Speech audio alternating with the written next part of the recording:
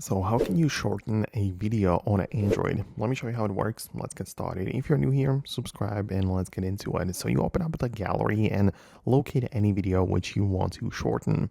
And there are going to be some toggles and buttons below, and I want you to tap on the pencil tool, which indicates the edits.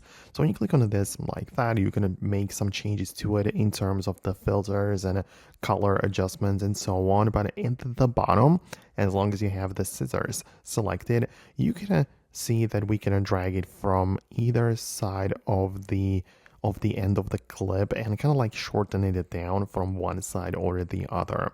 So that means that we can even see specifically in which second we are going to and so on. So you have a nice idea. You can preview it to see what it would exactly look like, and then you can save a copy and be done with it. So that's how you can shorten a video using the built-in tools. But as you can see, only from the edges or the beginning or end of the clip.